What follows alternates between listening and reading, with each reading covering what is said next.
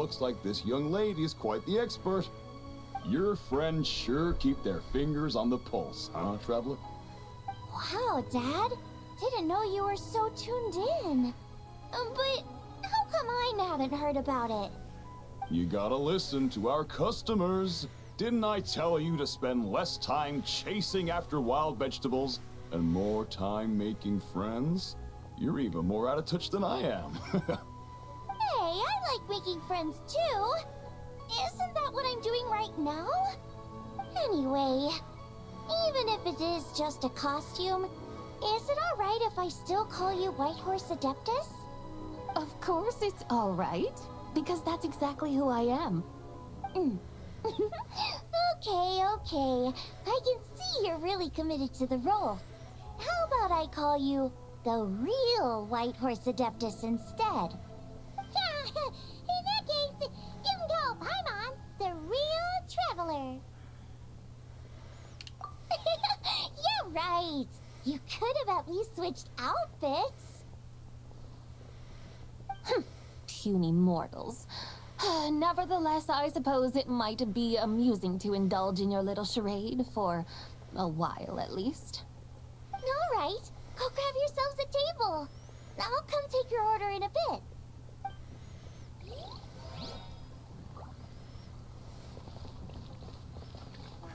Cheap and tasty chop suey! Hello. May I ask if Miss Xiongling and Chef Mao are here? Yeah, they're just over there. Wait a sec. Aren't you? So, what would you like to... You're... Hello, Miss Xiongling. It's me, Lu Xiongxiong, the one who broke some stuff here at your restaurant a few days ago. I just wanted you to know how sorry I am. I honestly don't know what came over me. Please forgive me. Oh, it's you. You really gave me a fright that day, young lady. You didn't actually get food poisoning from our black-back perch stew, right? Come on, Dad. She's come to say sorry. It's all right, Miss Lu. You must have been feeling a bit off that day. You're looking so much better now, though. Why don't you grab a table, too? This one's on the house. No, I couldn't possibly. Hey, it's totally okay. We all feel under the weather sometimes, especially when we're away from home. Go on, find yourself a... yikes. Looks like all the tables are taken. Wanna come sit with us? We've got an extra seat over here. Thanks, guys. So what would you like to eat today? Feel free to order anything you like. I should very much like to sample your renowned poisonous blackback perch stew. It wasn't poisoned. That was all on me. So that's one portion of blackback perch stew. How about you guys? Paimon wants... Sure thing. Looks like Paimon's having trouble making up her mind. Anyway, I guarantee you'll love it. Let me think. Well, since the blackback perch stew is on the spicier side, I guess it makes sense to balance it out with a serving of stir-fried shrimp. And since it's lantern-rite season, you better try out the triple-layered consommé and come and get it too. Those are our seasonal specialties. As for the carbs, since we've got a full table, how about some right at home? Along with our special chili mince cornbread buns. Trust me, you won't be disappointed. Then for dessert, I'll whip you up some Lucky Snow Delight.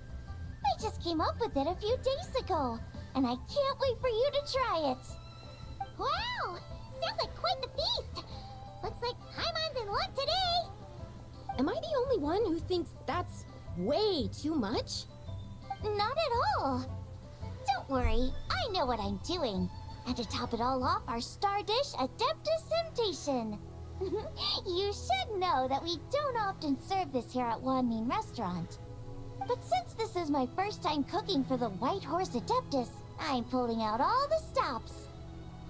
Okie dokie, just sit back and relax. I'll have your dishes out in no time. Hold on. Did I just hear Miss Xiangling mention the White Horse Adeptus? You did indeed. And you're looking right at her. Ahem. That's a joke, by the way. She's cosplaying. Oh, I see. Phew, almost believed you there for a moment. Tell me, little one, what business might you have with the White Horse Adeptus? It's a long story. Basically, a while back, I took part in an archaeological dig over at the chasm. While we were there, we discovered a number of relics. Our findings show that they date back to the era of Long Gone, an ancient nation whose people are said to have been the ancestors of some of the modern-day inhabitants of Chenyu Vale. And why might such matters concern the White Horse Adeptus? Because some of those relics not only seem to contain textual references to her, but even depictions of what she looked like. There have long been legends claiming that the White Horse Adeptus was a deity of that era, but there are plenty of other theories out there too. If I could just locate some more detailed records, I'm sure we'd be able to find out so much more. So you're into history? Well, to tell you the truth, I actually joined the archaeological team by sheer accident. But once I'd started down this path, I knew that I wanted to make something of myself. Recently, though, things seem to have taken a turn for the worse. Still can't believe I caused such a mess and even ended up hurting someone. Oh, so you're considering becoming a martial artist now instead? No, I mean, they weren't seriously hurt. It was just a few scratches, and they let it go after my mother compensated them.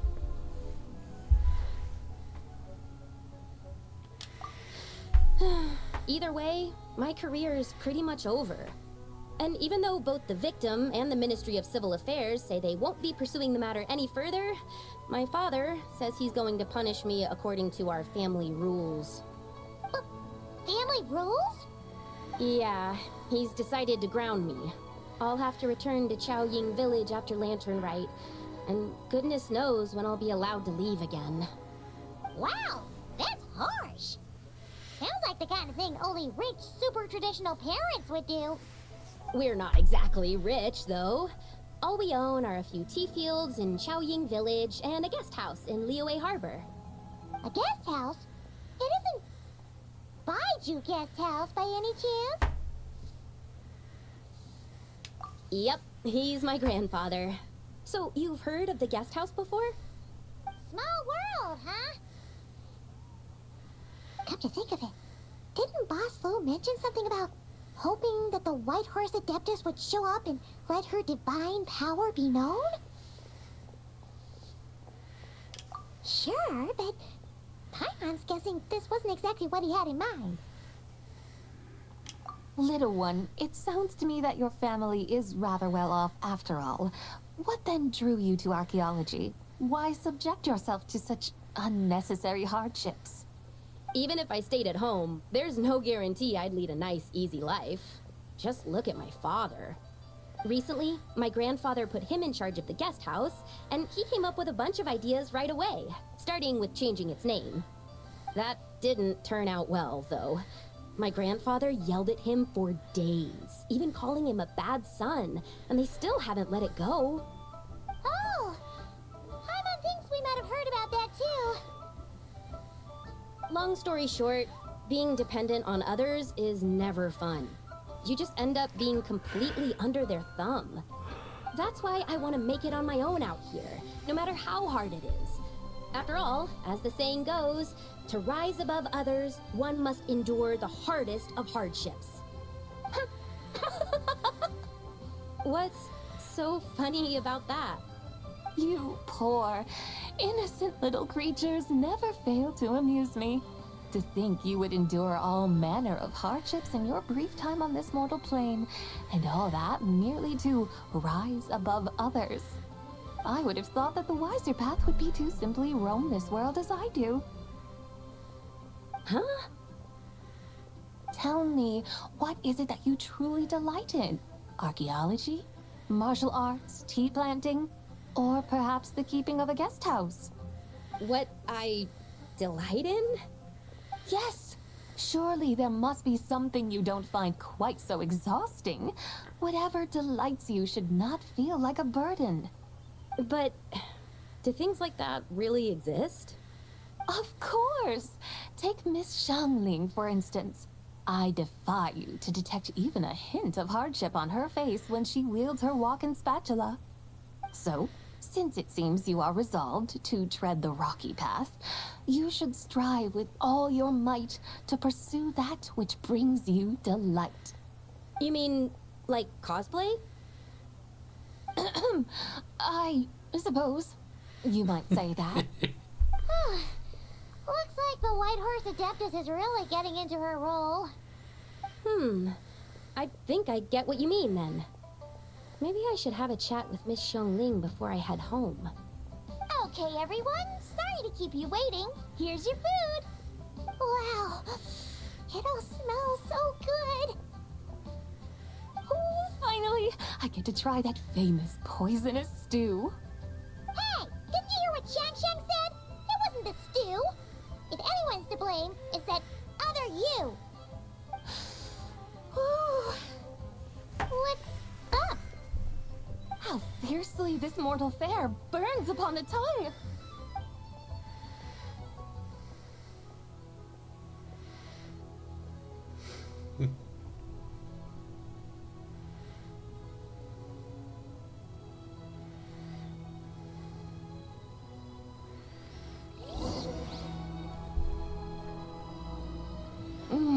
Most satisfying as poisonous stews go. So, where to now? Time, I think, to seek out some diversion? Oh, there's plenty of entertainment options in Liyue. Paimon will tell you that. The locals like to drink tea, walk their pets, play chess, watch operas, attend storytelling performances. Storytelling performances? You know, like listening to people telling stories. They're usually based on old Liyue legends, just like their operas.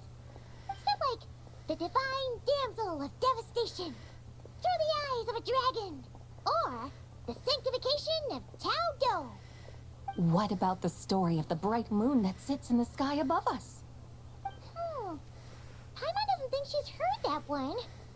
Still, the moon does come up quite a lot. It's even in the name itself. The Yue in Liyue actually means moon. Since we're on the subject, you like telling stories yourself, right? Why don't we go check it out? In that case, I'll have to trouble the two of you to lead the way. Awesome! Let's go! Third round knockout, here we come! Liyue's really got a lot going for Vänta. Pussy då. Pussy. It's Dennis.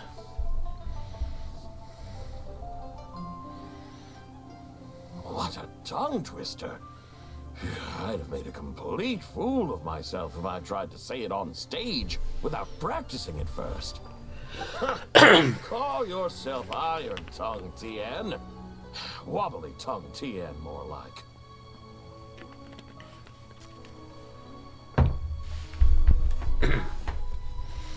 Okej. I used to have that problem a lot. But if you just take your time to grasp the meaning and commit it to memory, you'll be able to say it smoothly in no time. You're right, Miss Yoon. I'll give it another try. Hey, Yunjin! Fancy seeing you here! What are you two talking about? Ah, Traveler and Paimon, we meet again. And who, may I ask, is this? You may call me the White Horse Adeptus. The White Horse Adeptus? She's not really an Adeptus. I see. Well, it certainly looks like a lot of fun. Oh, funny you mention it. This type of thing is actually something I'm quite familiar with.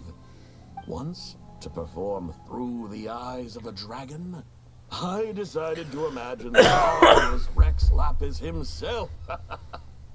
It was the only way to truly inhabit his mind.